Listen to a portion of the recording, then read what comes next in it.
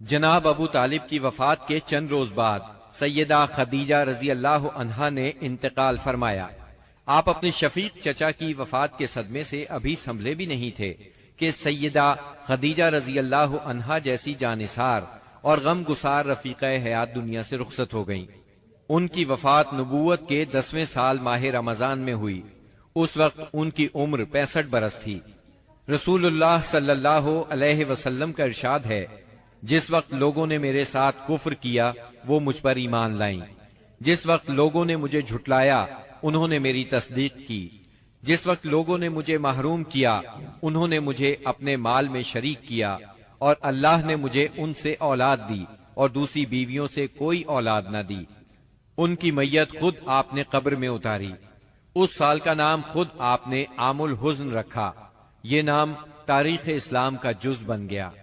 جناب ابو طالب اور سیدہ خدیجہ الکبریٰ کی وفات کے بعد کفار مکہ اور بھی زیادہ دلیر ہو گئے، پہلے سے زیادہ آپ کو تنگ کرنے لگے، یہاں تک کہ آپ کا گھر سے نکلنا بھی مشکل ہو گیا۔ ابو طالب کی وفات پر ابو لہب بنو ہاشم کا سردار بنا۔ شروع ہی میں اس نے اعلان کر دیا کہ آپ اپنے اقوال اور اعمال کے ذمہ دار ہیں۔ یہ اعلان گویا آپ کو برادری سے خارج کر دینے کے برابر تھا کہ جو چاہے آپ کو معاذ اللہ قتل کر دے، قبیلہ آپ کی حمایت نہیں کرے گا۔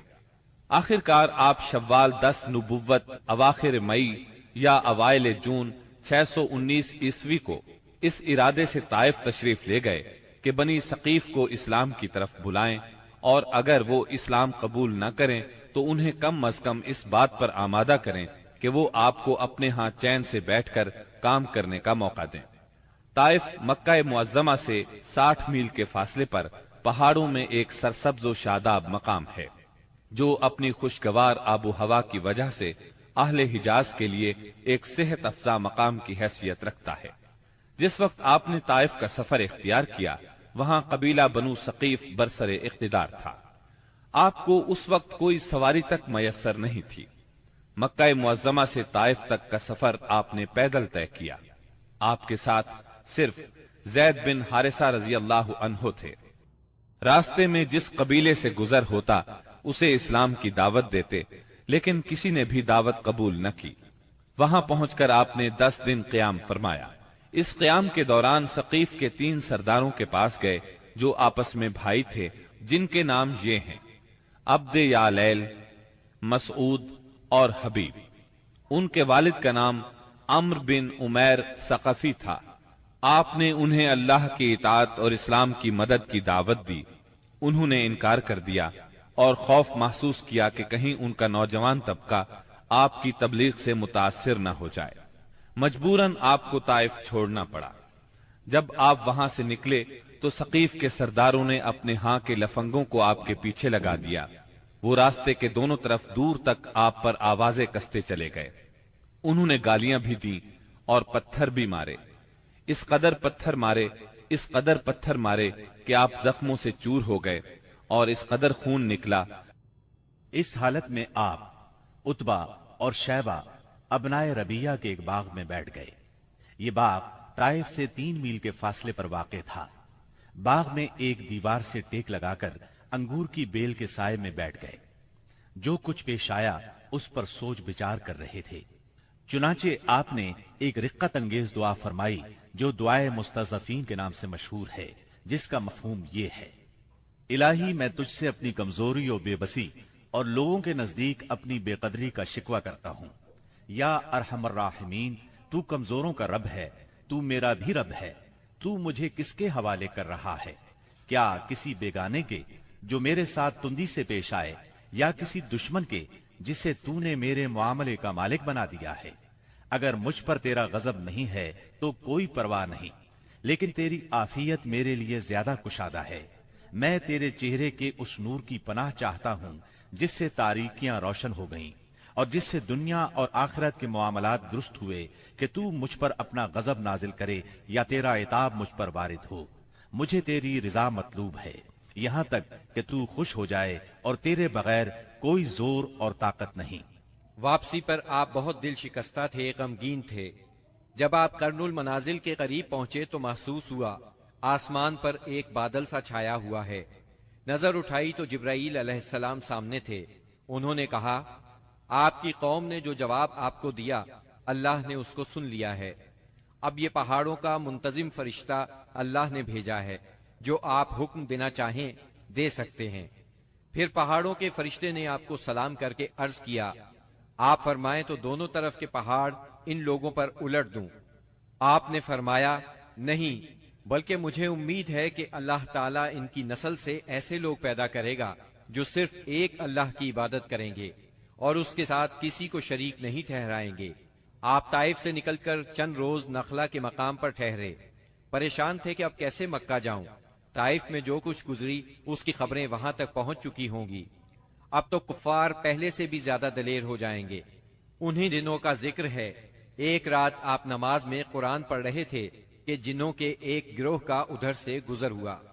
انہوں نے قرآن سنا تو ایمان لے آئے، اپنی قوم میں جا کر تبلیغ شروع کر دی، اور اللہ نے اپنے نبی کو یہ خوشخبری سنائی کہ انسان اگرچہ آپ کی دعوت کو قبول نہیں کر رہے، مگر بہت سے جن اس کے گرویدہ ہو گئے ہیں اور اس دعوت کو اپنی جنس میں پھیلا رہے ہیں۔ اس واقعے کی تفصیل سورہ احقاف کی آیات 29 تا 31 میں درج ہے۔ اور یاد کرو جب ہم نے آپ کی طرف جنوں کے ایک گروہ کو متوجہ کیا کہ وہ قرآن سنے، پس جب نبی کے پاس پہنچ گئے تو ایک دوسرے سے کہنے لگے خاموش ہو جاؤ۔ پھر جب تلاوت ختم ہو گئی تو اپنی قوم کو خبردار کرنے کے لیے واپس لوٹ گئے، کہنے لگے اے ہماری قوم، ہم نے یقیناً وہ کتاب سنی ہے جو موسیٰ کے بعد نازل کی گئی ہے، جو اپنے سے پہلی کتابوں کی تصدیق کرنے والی ہے، جو سچے دین اور راہ راست کی طرف راہبری کرتی ہے۔ اے ہماری قوم، اللہ کے بلانے والے کا کہا مانو، اس پر ایمان لاؤ تو اللہ تمہارے گناہ بخش دے گا اور تمہیں المناک عذاب سے پناہ دے گا۔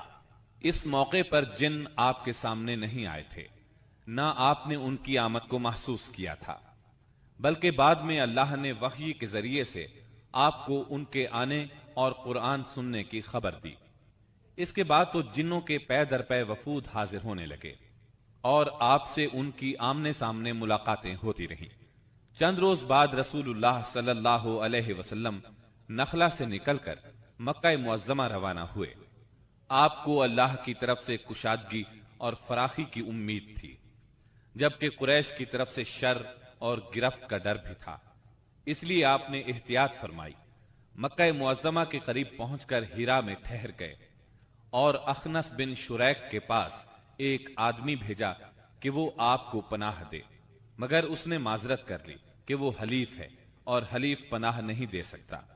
پھر آپ نے سہیل بن عمرو کے پاس یہی پیغام بھیجا، مگر اس نے بھی یہ کہہ کر معذرت کر لی کہ اس کا تعلق بنی عامر سے ہے اور ان کی پناہ بنو کعب پر لاگو نہیں ہوتی۔ اب آپ نے مطعم بن عدی کو پیغام بھیجا۔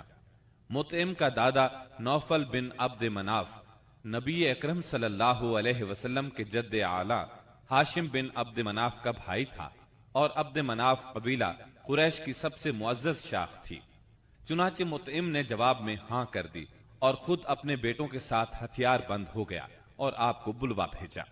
آپ تشریف لائے، مسجد حرام میں داخل ہوئے، پہلے خانہ کعبہ کا طواف کیا، پھر 2 رکعت نماز ادا کی، اس کے بعد گھر تشریف لے گئے۔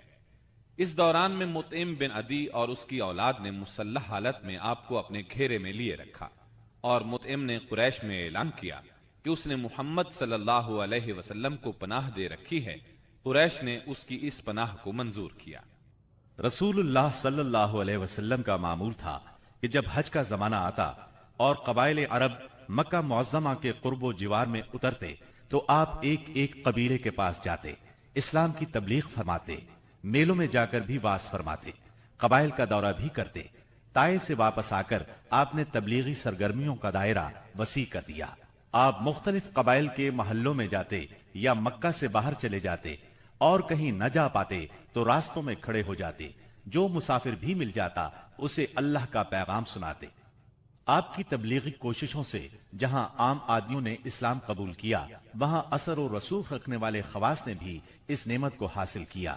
ان میں سے چند نام یہ ہیں: سوید بن سامت رضی اللہ عنہ یہ انصار مدینہ کے قبیلہ خزرج سے تعلق رکھتے تھے، شاعری اور جنگ میں نمایاں تھے، امثال لقمان کے حافظ تھے، یعنی سابقہ آسمانی صحیفے کے حافظ تھے۔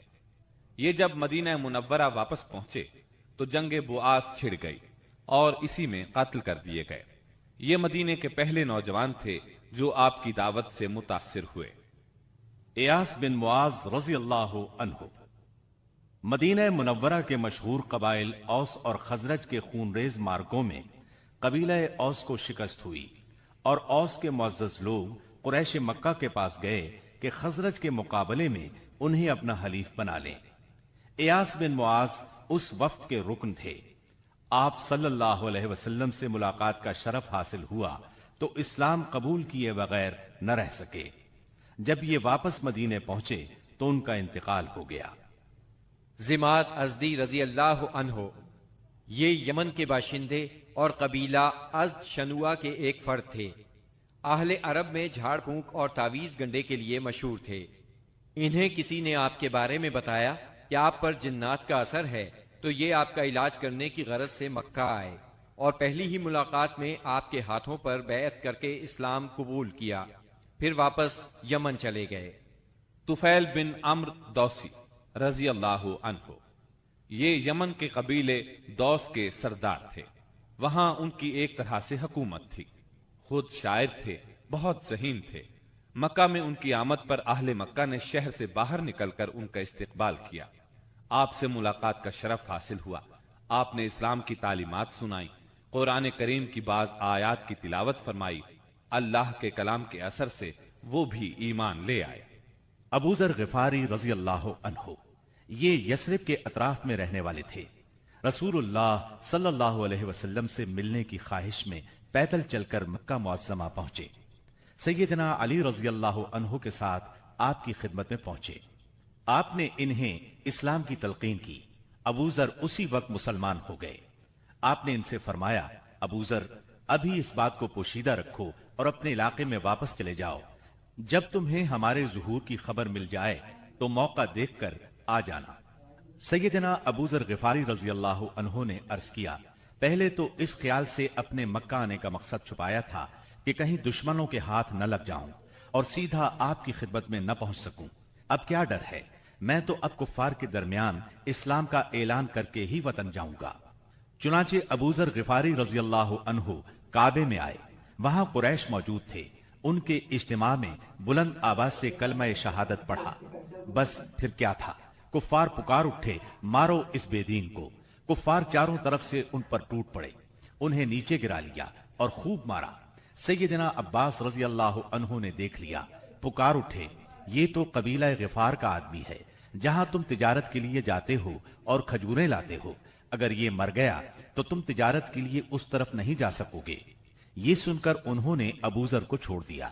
دوسرے دن وہ پھر خانہ کعبہ پہنچے اور بلند آواز سے کلمہ پڑھا۔ قریش نے پھر مارا۔ آخر چند روز بعد ابو ذر واپس اپنے گھر چلے گئے۔ یہ پہلے صحابی ہیں جنہوں نے اسلام کا کلمہ بلند آواز میں پڑھ کر خانہ کعبہ میں کفار سے مار کھائی اور اسلام کے لیے ہر سختی کو خوشی سے برداشت کیا۔ نبوت کے 11ویں سال موسم حج میں یعنی جولائی 620 عیسوی میں اسلام کو چند کارآمد بیج مل گئے۔ وہ دیکھتے ہی دیکھتے سرسبز و شاداب درخت بن گئے۔ ان کی لطیف اور گھنی چھاؤں میں بیٹھ کر مسلمانوں نے برسوں کے ظلم و ستم کی تپش سے نجات پائی، انہیں راحت نصیب ہوئی۔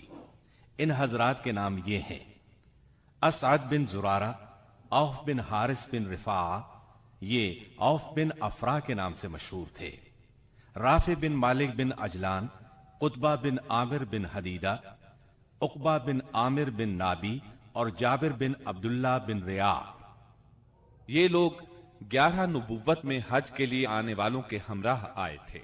چنانچہ یہ لوگ مینا کی گھاٹی میں رات کے وقت باتیں کر رہے تھے کہ رسول اللہ صلی اللہ علیہ وسلم کا گزر اس طرف سے ہوا۔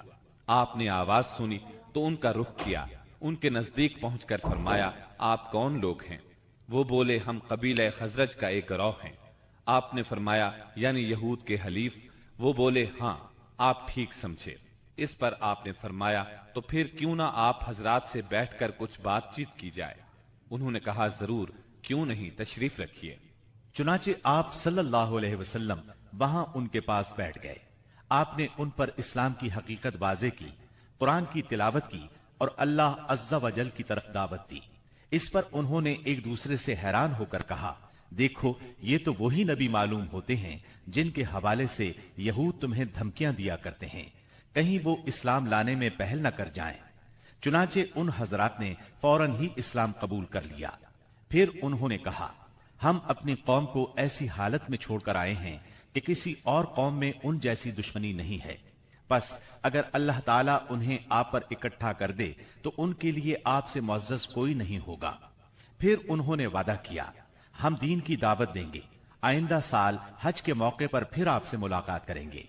اور پھر جب یہ لوگ واپس مدینہ منورہ گئے تو اپنے ساتھ اسلام کا پیغام بھی لے گئے، چنانچہ وہاں گھر گھر اسلام کا چرچا ہونے لگا۔ اسی سال یعنی شوال 11 نبوت میں رسول اللہ صلی اللہ علیہ وسلم نے سیدہ عائشہ رضی اللہ عنہا سے نکاح فرمایا۔ اس وقت ان کی عمر 6 برس تھی۔